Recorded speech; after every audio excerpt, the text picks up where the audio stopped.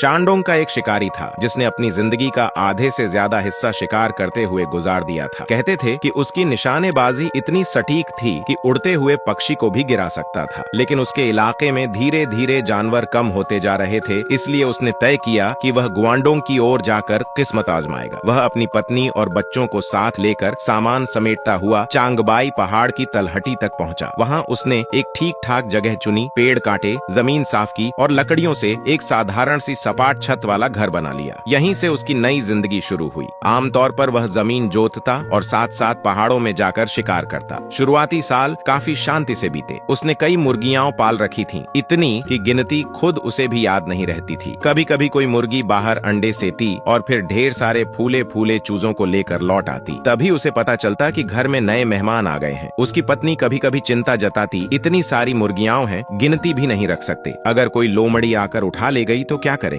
शिकारी बेपरवाह अंदाज में अपनी बंदूक थपथपाकर कहता, अगर उसे मेरी बंदूक से डर नहीं तो आने दो। लेकिन उसकी बात पूरी होते ही अगले ही दिन एक लोमड़ी एक मुर्गी उठा ले गई। तीसरे दिन फिर वही हुआ। चौथे दिन भी लोमड़ी आ गई। शिकारी का गुस्सा फूट पड़ा। उसने कसम खाई, आज मैं पहाड़ नहीं जाऊंगा, आज यहीं बैठकर उसका इंतजार करूंगा। उसने अपनी देसी बंदूक तैयार की, दरवाजा जरा सा खोलकर पीछे बैठ गया। सिगरेट पीते हुए आंगन पर नजर जमाए रहा। कुछ ही देर में एक आग सी लाल लोमड़ी बेबाक अंदाज में आंगन में घुस आई। मुर्गियां घबराकर इधर उधर भागने लगी। लोमड़ी जैसे ही एक मुर्गी पर झपटी, धड़ाम से गोली चली। लोमड़ी वहीं ढेर हो गई। इसके बाद कई दिनों तक वह रोज लोमड़ियां मारता रहा। उसके मन में संतोष था, कम से कम लोमड़ी की खाल बेचकर मुर्गियों का नुकसान तो निकल आएगा। पांचवी रात उसे एक अजीब सपना आया। सपने में एक बूढ़ा आदमी जो रेशमी कपड़े पहने था उससे बोला, मेरी औलादों की परवरिश ठीक से नहीं हुई। उन्होंने तुम्हारी मुर्गियां चुराई, मार खाना उनका हक था, लेकिन तुमने हद से ज्यादा कर दिया। पड़ोसियों को डराना ठीक है, पर यूं मार डालना और खाल उतार लेना ये ठीक नहीं। शिकारी ने तुनक कर कहा, अब मार चुका हूँ, तुम मेरा क्या बिगाड़ लोगे? बूढ़े ने आह भरी और कहा, चलो समझौता कर लेते हैं। तुम मेरी औलादों को नुकसान मत पहुँचाओ, मैं उन्हें तुम्हारे घर के पास नहीं आने दूं। कैसा रहेगा? शिकारी ने लापरवाही से कहा, ठीक है। सुबह उठकर उसने इसे सपना समझकर भूल दिया। दोबारा शिकार पर गया और जंगल में घुसते ही एक लोमड़ी दिखी। उसने सोचा, समझौता वमझौता छोड़ो, शिकार नहीं करूंगा तो जीऊंगा कैसे? उसने फिर गोली चला दी। उस रात वही बूढ़ा फिर उसके सपने में आया। गंभीर चेहरे से बोला, तुमने फिर मेरी औलाद को मारा है। अब दो रास्ते हैं, मार सहोगे या सजा? शिकारी ने पूछा, मार क्या है, सजा क्या? बूढ़ा बोला, मार मानी कुछ थप्पड़, सब खत्म। सजा मानी अपने हाथों से अपनी पत्नी और बच्चों को मारना। शिकारी अकड़ कर बोला, न मार मानता हूँ न सजा, जो करना है कर लो। बूढ़ा हंस पड़ा। ठीक है। अगले दिन शिकारी गुस्से में पहाड़ नहीं गया। तभी आंगन में मुर्गियों की चीख पुकार सुनाई दी। उसे लगा लोमड़ी आ गई है। बंदूक उठाई, लेकिन तभी सपने की बात याद आई। ध्यान से देखा, वहाँ कोई लोमड़ी नहीं थी। उसकी पत्नी लकड़ियां बीन रही थी। वह बुदबुदाया, मुझे बहकाना इतना आसान नहीं। लेकिन यह सिलसिला चलता रहा। कभी लोमड़ी दिखती तो ध्यान से देखने पर वह उसका बेटा निकलता। बंदूक नीचे रखते ही लोमड़ी फिर असली रूप में भाग जाती। आखिर एक दिन जंगल में उसने बिना सोचे गोली चला दी। दौड़कर पहुंचा तो जमीन पर उसका बेटा पड़ा था। जान जा चुकी थी। वह बेटे की लाश उठाकर रोता चिल्लाता घर लौटा। पत्नी ने रोते रोते कहा, बंदूक तोड़ दो, अब शिकार छोड़ दो, बस बहुत हो गया। लेकिन उसकी आंखों में नफरत भर चुकी थी। उसने कहा, अब जहाँ लोमड़ी दिखेगी मारूंगा, एक को भी नहीं छोड़ूंगा। कुछ दिन बाद वह फिर जंगल गया और वापस नहीं लौटा। पत्नी घबरा गई। अंडे उबाल कर उसे ढूंढने निकली। जब वह उसे मिली और खुशी से टोकरी उठाकर उसकी ओर बढ़ी, शिकारी की आंखों में वह पत्नी नहीं एक लोमड़ी थी। उसने बिना हिचक गोली चला दी। जब पास गया तो जमीन पर उसकी पत्नी पड़ी थी। उस दिन के बाद शिकारी ने अपनी देसी बंदूक तोड़ दी। कहते हैं उसके बाद चाहे जितनी भी लोमड़ियां दिखीं, उसने फिर कभी आसानी से गोली नहीं चलाई। यह कहानी सुनने वाले सब लोग सुखी रहें, स्वस्थ रहें, धन समृद्धि पाएं और परिवार खुशहाल रहे।